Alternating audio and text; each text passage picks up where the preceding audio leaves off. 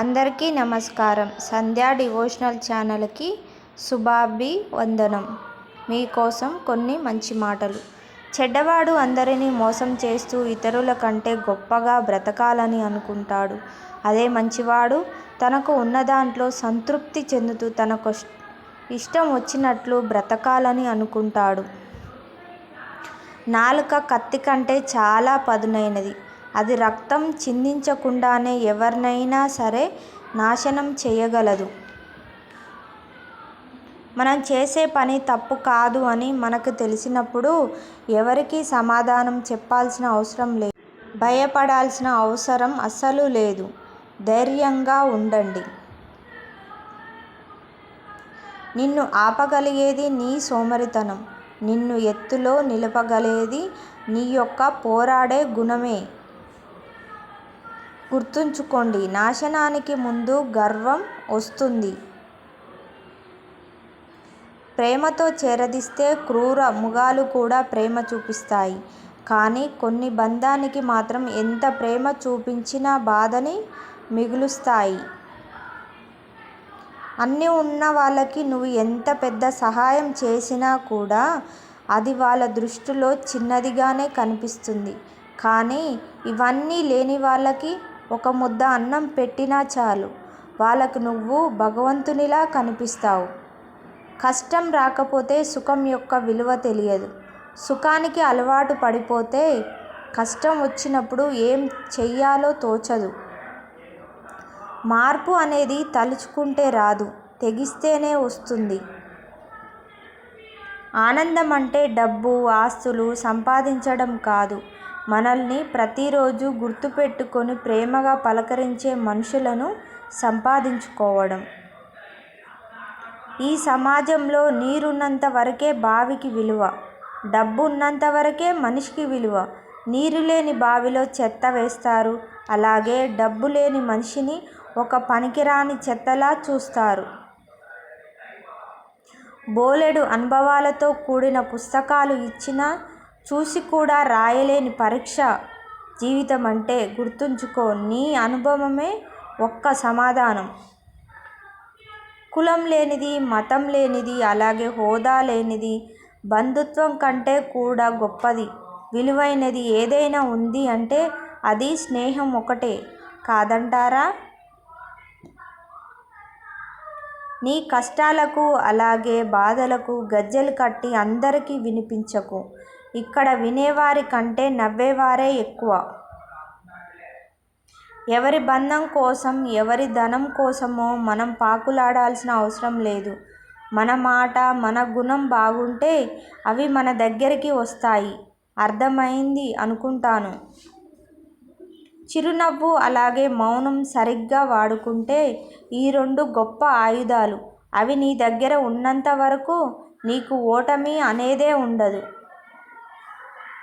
ఎప్పుడైతే నువ్వు ఎదుటివారి గురించి ఆలోచించి నీ సమయాన్ని వృధా చేసుకుంటావో అప్పుడు నీవు నీ ఎదుగుదలకు ఉపయోగపడే అత్యంత ముఖ్యమైన క్షణాలను కోల్పోతున్నావని గుర్తుంచుకో. నిన్ను ఈరోజు చులకనగా చూసేవారు రేపు నీ వైపు చూడాలన్నా భయపడాలి. దెబ్బ తగలకూడదు, గాయం కనిపించకూడదు, నొప్పి మాత్రం గట్టిగా కొట్టాలి. అది కేవలం విజయం వల్లే సాధ్యం అవుతుంది. చులకనగా చూసిన వారికి చురుక్కుమనేలా ఎదగాలి. బాగా ప్రతీకారాలతో సమయాన్ని వృధా చేయకూడదు. నీ యొక్క బాధని బలంగా చేసుకొని భవిష్యత్తుని బాధ్యతగా నిర్ణయించుకో. కనికరం లేని మనుషుల గురించి కలవరం ఎందుకు? ప్రశాంతంగా ఉండండి. మాటలేమో తేనెకన్నా తీయగా మాట్లాడుతారు, కానీ మనసు కుళ్ళు కుతంత్రాలు, చెప్పేదేమో నీతులు, మన వెనకేమో గోతులు తీస్తారు. ఇదే నేటి సమాజం తీరు. అందరిలా ఎప్పుడు ఉండకు, అందరి మాట ఎప్పుడు వినకు, ఎప్పుడు ఒకరికి బానిస కాకు. నీకు నచ్చింది నువ్వు చెయ్యి, నీకు నచ్చినట్లు నువ్వు బ్రతుకు. ఒకరిని అనుసరించడం అంటే నిన్ను నువ్వు కోల్పోవడమేనని గుర్తుపెట్టుకో. మనం చేసే పనిలో నిజాయితీ, మనం మాట్లాడే మాటల్లో నిజం ఉన్నంత వరకు ఎదుటివారి ఎంత పెద్ద మనిషి అయినా భయపడాల్సిన అవసరం లేదు. ధైర్యంగా ఉండండి. నిన్నటి రోజు కష్టంగా ఉండొచ్చు, అలాగే ఈరోజు కూడా కష్టంగానే ఉండొచ్చు. కానీ రేపటి రోజు మాత్రం ఖచ్చితంగా అందంగా ఉంటుంది. కాస్త ఓపికగా భరించి నీ విశ్వాసాన్ని ఎప్పుడూ కోల్పోవద్దు. ప్రతి మనిషికి భగవంతుడు మారడానికి ఒక అవకాశం ఇస్తాడు. మనం మారడానికి అవకాశం రావడం ముఖ్యం కాదు, దాన్ని గుర్తించడం ముఖ్యం. అప్పుడప్పుడు వ్యతిరేకంగానే మాట్లాడాలి. కొంతమంది నిజస్వరూపాలు బయటపడతాయి. గుర్తుపెట్టుకో.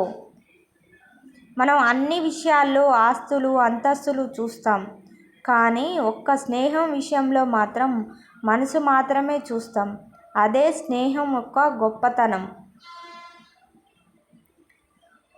ఇతరులు తప్పు చేస్తే నీతులు చెప్తాం, అదే మనం తప్పు చేస్తే కారణాలు చెప్తాం. అన్ని పరిస్థితులకు కారణాలు వారి యొక్క పరిస్థితిని బట్టి ఆ తప్పును నిర్ణయించాలి.